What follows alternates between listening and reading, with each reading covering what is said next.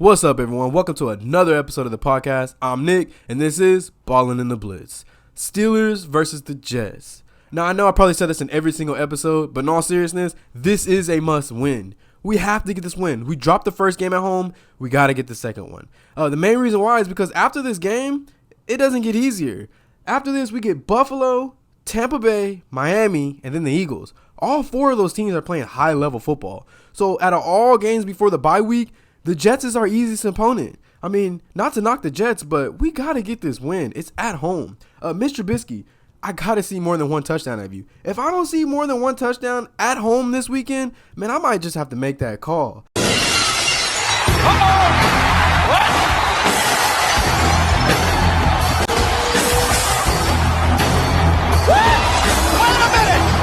But no, in all seriousness, we had a mini bye. That's 10 days off to improve and work on our weak areas. So there's no excuses here. I don't understand why out of all three of our wide receivers, I mean, we got some high-level receivers. These guys ain't no joke. They don't have a touchdown, not one of them. What are we doing here? I mean, Deontay Johnson, Claypool, or Pickens, it don't matter who it is. One of those three guys need to see the red zone this weekend. It just doesn't make sense why they don't have a touchdown yet. Crazy. But yeah, man, let's go ahead and jump up into this Steelers and Jets matchup. To kick it off, we do have some news. Tyson Alualu is no longer a starter. Montravius Adams has outplayed him for the starting position. Mike Tomlin in the press conference today flat out said it. He's playing better than Tyson. Tyson is 35 years old. He was drafted by the Jacksonville Jaguars. So in 2010, I want to say. Yeah, man, that makes it 22 years in the league. I mean, maybe he's just on his way out. It was only a matter of time to one of those young guys to come up in there and just beat him for his spot, and it happened. It sucks to go out like that, but it did a lot for the Steelers, man. Sources are saying the players are not happy with the play calling. I mean, it's not looking good for Matt Canada. I don't want to say too much about that situation just because I don't have any for sure, like 100% proof of it or any type of news that's actually real. But I'm seeing some rumors around the league or just around the Steelers locker room that the Steelers, the players, mainly the receivers, are not happy with the play calling. The bad news going into this game, we had some injury updates. So Minkah Fitzpatrick did suffer a concussion. He is in concussion protocol. That sucks, man. We really need Minkah. He is the leader of that defense, I feel like, with TJ especially being out. He's just the leader of the secondary. He keeps that secondary together. He's just that ball hog guy that we really need.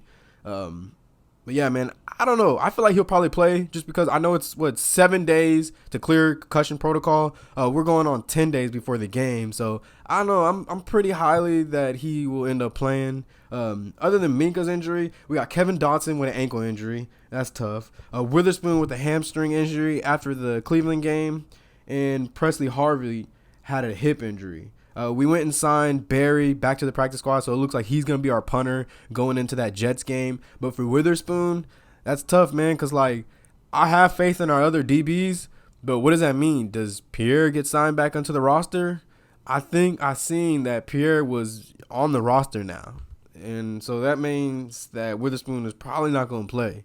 But we'll see how that goes. I'll give a real injury update before the game. Maybe I'll post it up by Thursday or Friday before the game. But for the Jets, after that game they had against the Bengals, I did see that Quincy Williams left the game with an ankle injury. He was carted off. That's not good for Quincy Williams and the Jets because that's one of their top guys on the defense. That's good for the Steelers, though. Less pressure on Mitch because that guy he can cause some pressure, man. That dude's he's a former first-round pick. And he's already shown it this year that he's doing a lot for the Jets. George Font, their tackle, left with a knee injury. But, yeah, that's all I've seen after the Bengals game. But like I said, I'm going to give you a full injury report maybe by Thursday or Friday before Sunday for sure.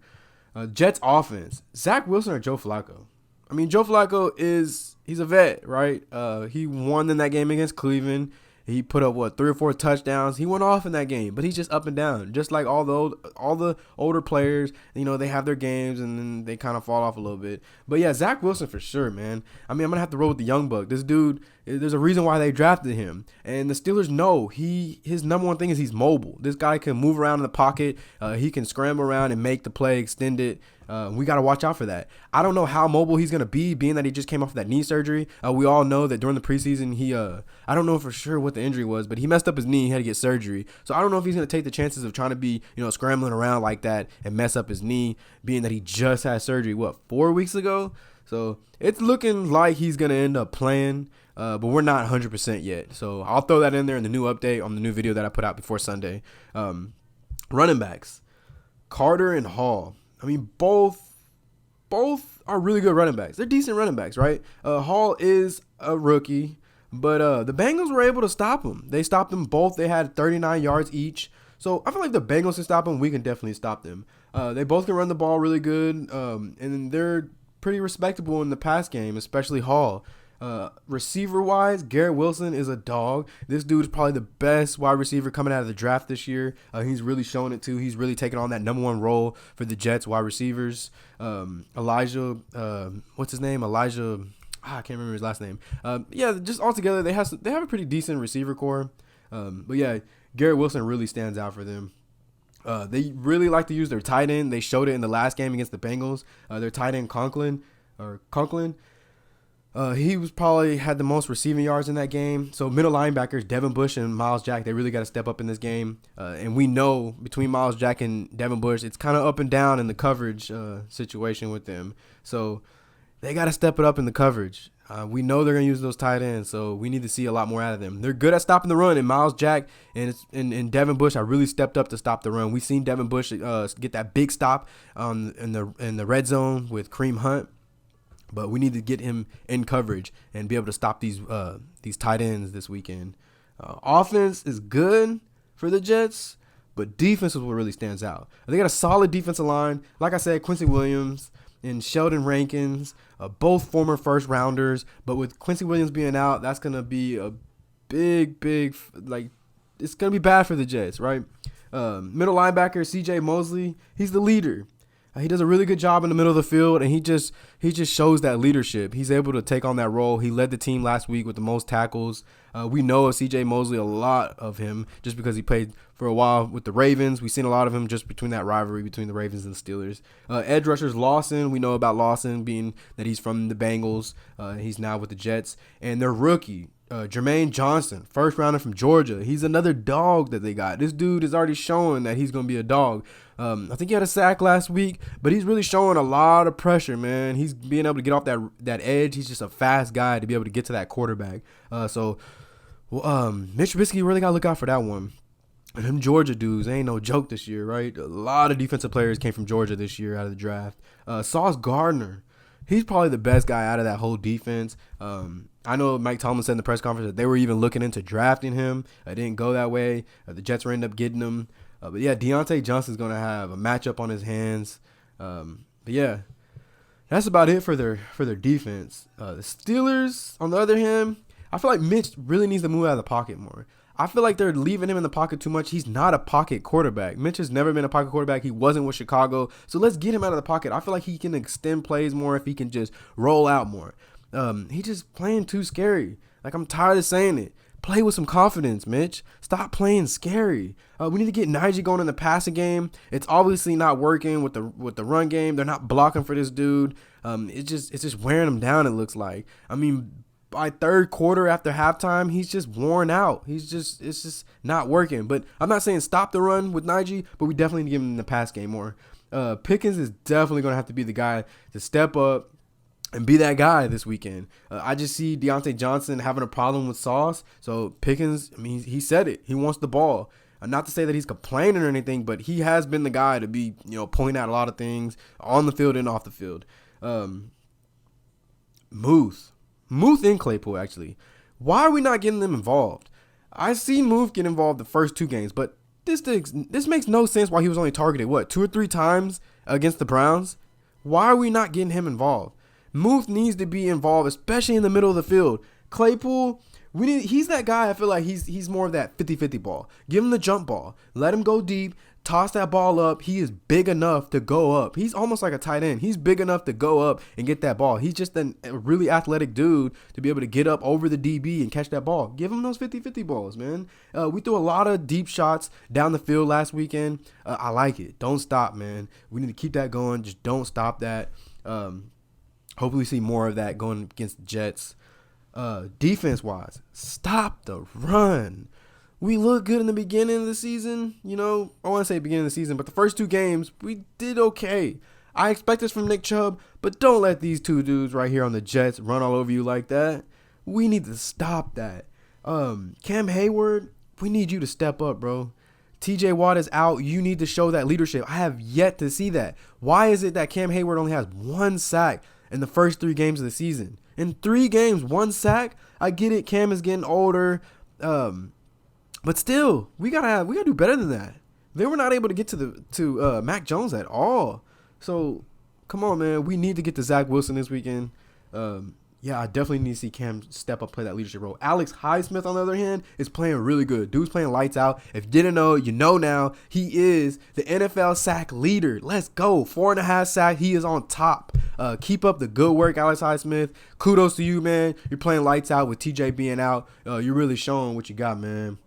Dude has a nasty spin game too, man. He showed it against Cleveland when he got that sack on his own. Hit a nasty spin, just quick with it. Miles Jack is doing good too. I've said this plenty of times. I love that they grabbed him in the offseason. Best offseason grab yet. 3rd in the league with total tackles. He's just showing that he has that leadership, man. He's bringing Devin Bush out of his role too. Like, a big improvement from Devin Bush. Like I said, man, we seen that big stop, went head on head with Kareem Hunt. And Kareem Hunt, he was carrying most of the momentum. I mean, he straight up stopped Kareem Hunt in his shoes, man. Like, dude didn't have nothing on Devin Bush. Secondary will bounce back. Probably the worst game we've seen him. We've seen the secondary in. They did not have a good game from Terrell Edmonds. Even Minka looked like he wasn't there. And Witherspoon was giving up a ton of yards.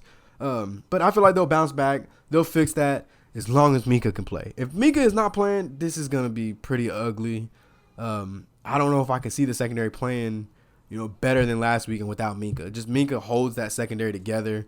He's just that guy, But I do have faith in the other DBs, being that Witherspoon might not play. He didn't have the best game last weekend. He let Amari Cooper do a lot. But I do have faith in Levi Wallace, Cam Sutton, and even Pierre. Pierre is kind of... But I 100% have faith in Levi Wallace and Cam Sutton and even Arthur Millette. Arthur Millette is playing really good. You don't hear a lot about him. That's only because he's shutting down those slot receivers. You paid to watch me today. You paid to watch me today. Again, put pressure on Zach Wilson. We got to put pressure on Zach Wilson, and we should be good. If we can put pressure on Zach Wilson and stop the run, we should win this game easily. Mike Tomlin, like I said, he had his press conference today. If y'all didn't see it, he was talking about the offense a little bit in the beginning. Check it out real quick. That we need to do better. There are a lot of things that we'd like to do better. I think the best way to sum up my evaluation of it, whether it's the collective unit or components of the unit, is that we've been better with every outing. And so it's reasonable to expect those improvements to continue. We haven't done enough to win the last 2 football games, and so there's reason for alarm as it pertains to that, but largely I'm seeing improvements in all areas, whether it's individuals or whether it's the collective, and so it's our job to tune out the noise and to remain committed to the path that we're on and work to get better in the effort to change the outcome of these games. I expect our guys not to blink and to continue to work, and so I have to display that as a leader, and I intend to. I don't know, man. Sees improvement in all areas. I mean, 1 for 9 on 3rd down, that's improving? 1 for 9 on 3rd down. I don't look at that like it's improving. But, I'm going to try to stay positive, move on to the next game. Let's beat the Jets. I'm with it. Tune out the noise and don't blink. Don't forget to like and subscribe. This is Ballin' in the Blitz.